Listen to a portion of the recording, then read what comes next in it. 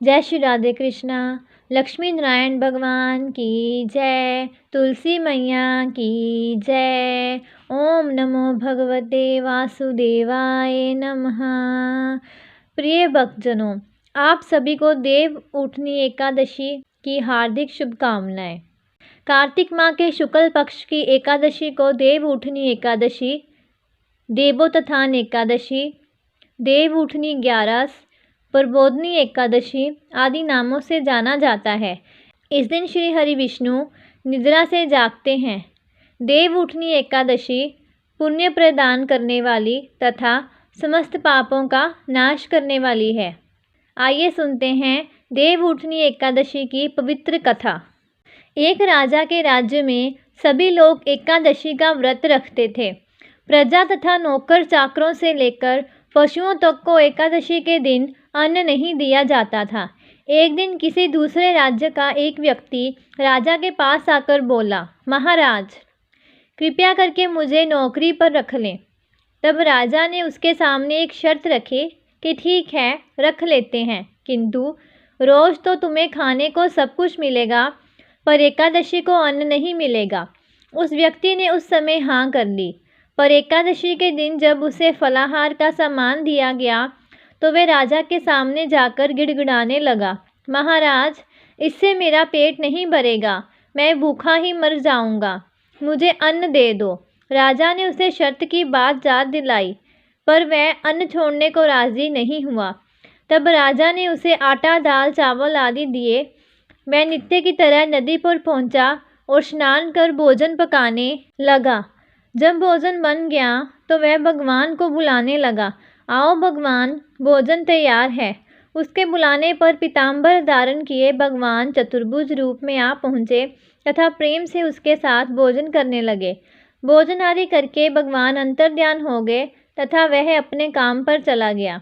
15 दिन बाद अगली एकादशी को वह राजा से कहने लगा कि महाराज, मुझे दुगना सामान दीजिए। उस दिन तो मैं भूखा ही रह गया।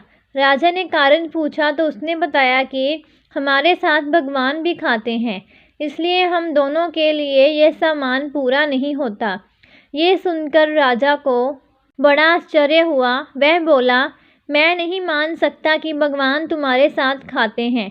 मैं तो इतना व्रत रखता हूँ, पूजा करता हूँ, पर भगवान ने मुझे कभी दर्शन नहीं दिए। राजा की बात सुनकर वह बोला, महाराज, यदि विश्वास न हो तो साथ चलकर देख लें। राजा एक पेड़ के पीछे छिपकर बैठ गया। उस व्यक्ति ने भोजन बनाया तथा भगवान को शाम तक पुकारता रहा, परंतु भगवान ना आए। अंत में उसने कहा, हे भगवान, यदि आप नहीं आए तो मैं नदी में कूदकर प्राण त्याग दूंगा। लेकिन भगवान नहीं आए। तब वह प्राण त्यागने के उद्देश्य से नदी की तरफ बढ़ा। प्राण त्यागने का उसका दृढ़ इरादा जान शीघ्र ही भगवान ने प्रकट होकर उसे रोक लिया और साथ बैठकर भोजन करने लगे। खा पीकर वह उसे अपने विमान में बिठाकर अपने धाम ले गए। यह देख राजा ने सोचा कि व्रत उपवास से तब तक कोई फायदा नहीं होता जब तक मन शुद्ध ना हो। इससे राजा को ज्ञान मिला। वह भी मन से व्रत उपवास करने लगा और अंत में स्वर्ग को प्राप्त हुआ। आइए सुनते हैं देव प्रबोधनी एकादशी की दूसरी व्रत कथा। एक राजा था, उसके राज्य में प्रजा सुखी थी। एकादशी को कोई भी अन्न नहीं बेचता था, सभी फलाहार करते थे। एक बार भगवान ने राजा की परीक्षा लेनी चाहिए। भगवान ने एक सुंदरी का रूप धारण किया तथा सड़क पर बैठ गए। तभी राजा उधर से निकला और सुंदरी को देखकर चकित रह गया। उसने पूछा, हे सुंदरी, तुम कौन हो और इस तरह यहाँ क्यों बैठी हो? तब सुंदर स्त्री बने भगवान बोले, मैं निराश्रिता हूँ, नगर में मेरा कोई जाना पहचाना नहीं है, किससे सहायता मांगूं? राजा उसके रूप पर मोहित हो गया था। वह बोला, तुम मेरे महल में चलकर मेरी रानी बनकर रहो। सुंदरी बोली, मैं तुम्हारी बात मानूंगी, पर तुम्हें राज्य का अधिकार मुझे सौंपना होगा। राज्य पर मेरा पूर्ण अधिकार होगा। मैं जो भी बनाऊंगी तुम्हें खाना होगा। राजा उसके रूप पर मोहित था, अतः उसने उसकी सभी शर्तें स्वीकार कर ली। अगले दिन एकादशी थी। रानी ने हुक्म दिया कि बाजारों में अन्य दिनों की तरह अन्न बेचा जाए। उसने घर में मांस, मछली आदि पकवाए तथा परोसकर राजा से खाने के लिए कहा। यह देखकर राजा बोला, रानी आज एकादशी है, मैं तो केवल फलाहार ही करूँगा।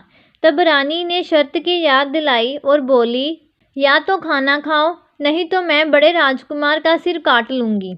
राजा ने अपनी स्थिति बड़ी रानी से कही तो बड़ी रानी बोली, महाराज धर्म ना छोड़ें, बड़े राजकुमार का सिर दे दें, पुत्र तो फिर मिल जाएगा पर धर्म नहीं मिलेगा। इस दौरान बड़ा राजकुमार खेलकर आ गया। माँ की आंखों में आंसू देखकर वह रोने का कारण पूछने लगा तो माँ ने उसे सारी स्थिति बता दी। तब वह बोला, मैं सिर देने के लिए तैयार हूँ, पिताजी के धर्म की रक्षा होगी, ज़रूर होगी। राजा दुखी मन से राजकुमार का सिर देने को तैयार हुआ तो रानी के रूप से भगवान विष्णु ने प्रकट होकर असली बात बताई। राजन, तुम इस कठिन परीक्षा में पास हुए। भगवान ने प्रसन्न मन से राजा से वर मांगने को कहा तो राजा बोला, आपका दिया सब कुछ है, हमारा उद्धार करें। उसी समय वहाँ एक विमान उतरा। राजा ने अपना राज्य पुत्र को सौंप दिया और विमान में बैठकर परम धाम को चले गए। बोलो विष्णु भगवान की जय, लक्ष्मी नारायण भगवान की जय।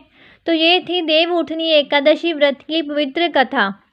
इस दिन एकादशी व्रत की कथा को अवश्य सुनना चाहिए और पुण्य प्राप्त करना चाहिए। ऐसी और कथाएं सुनने के लिए चैनल को सब्सक्राइब करें और वीडियो को ज़्यादा से ज़्यादा शेयर करें। जय श्री राधे कृष्णा।